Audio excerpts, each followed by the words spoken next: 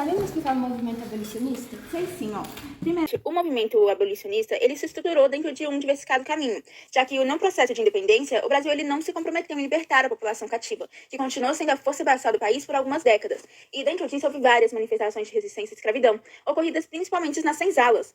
E a sociedade, ela também se modificava, e junto dela, o mundo do trabalho. Como, por exemplo, o Rio de Janeiro, ele começava um processo de modernização, onde a classe urbana era composta por intelectuais, universitários, comerciantes e industriais, de forma que já não cabia dentro dessa sociedade uma realidade de escravos. Era necessária a introdução da mão de obra qualificada e assalariada. E além de tudo isso, também tinha um esforço internacional, com destaque para a Inglaterra, em combater a escravidão negra no Brasil. A Inglaterra, ela pressionava o país para acabar com o tráfico negreiro, principalmente por conta da opinião pública inglesa, que estava sendo influenciada pelas ideias iluministas, que obviamente eram contrárias ao escravismo. E também eles tinham a intenção de promover o fim do trabalho escravo para criar um mercado consumidor para os produtos britânicos, por meio do estímulo à mão de obra assalariada. E dentro desse contexto, a gente pode ressaltar as sociedades abolicionistas, que eram grupos que buscavam defender o interesse dos negros em um país que era economicamente dependente do trabalho escravizado. Mas essa defesa ela só ocorreu durante o processo de libertação, porque depois, na abolição, a população negra ela foi dessatida não só pelo Estado, mas também pelas outras camadas sociais. A gente pode destacar o jornal O Abolicionista, que foi um importante espaço de divulgação das ideias contrárias ao trabalho escravo. Ele estava ligado à instituição Sociedade Brasileira contra a Escravidão, fundada em 1881, que teve vários líderes importantes. Ah, sim, é isso mesmo. Também não podemos esquecer do Joaquim Nabuco, que nasceu em berço escravocrata e passou seus primeiros anos de sua infância no engenho de Massagana. Ao crescer, ele estudou política e literatura, o que ajudou a formar seus pensamentos abolicionistas. Mais tarde, ele escreveu o livro A Escravidão, que criticava o regime em que vivia, falava da degradação que ele causava na sociedade e na família, chegando até mesmo a condená-la do ponto de vista cristão, só que não conseguiu publicar a obra. Também um outro feito dele foi responder em defesa do escravizado negro em que havia sido assassinado. Sua ideologia era que não bastava somente a emancipação jurídica dos escravos. O Estado tinha que se reorganizar a estrutura da sociedade. Ah, gente, e também não podemos esquecer de André Rebouças, que lutou ao lado de Nabuco, a favor da abolição da escravatura. Ele participou da obra do abastecimento da água da década de 1870 e a construção das docas alfândegas.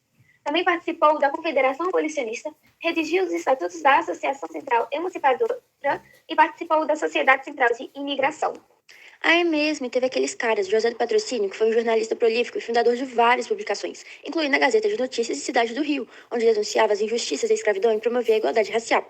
Além disso, ele foi membro ativo de sociedades como o Clube Abolicionista do Rio de Janeiro, onde discutia estratégias para acabar com a escravidão, realizava discursos públicos e palestras para conscientizar as pessoas sobre os males da escravidão e mobilizar o apoio para a causa abolicionista. Além do seu trabalho jornalístico, o Patrocínio também participou ativamente da política, usando sua influência para pressionar os legisladores e promulgar as leis abolicionistas.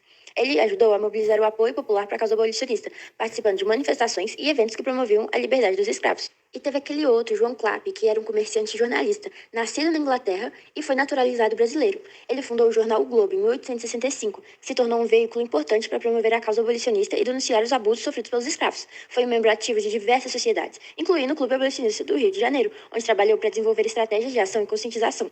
Clapp utilizou sua influência como jornalista e líder comunitário para pressionar as autoridades e legisladores a adotarem medidas abolicionistas e a promulgação de leis que visavam o fim da escravidão.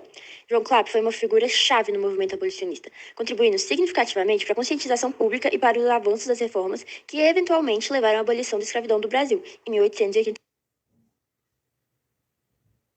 As ações dos escravos, nesse contexto, foram enxergadas como uma rebeldia antissistêmica, isto é, a ação dos escravos visava romper com o sistema escravista e a conquistar a sua liberdade. Essa ação acontecia porque os escravos perceberam que a ação do movimento abolicionista enfraqueceu a instituição da escravidão no país, e desse modo a junção do movimento abolicionista à resistência dos escravos foi responsável por forçar o Império para que fosse aprovada a Lei Áurea, que decretou a abolição da escravatura de maneira imediata e sem indenização.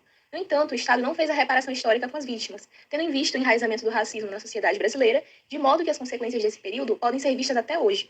Resumindo, as principais consequências do movimento abolicionista foram o fim da escravidão, mudanças legislativas, já que leis foram promulgadas para proibir a escravidão e para garantir a liberdade dos escravizados, além de haver impacto social e cultural. Então foi isso, gente. Você conseguiu entender? Calma, gente, vocês estão falando da prova?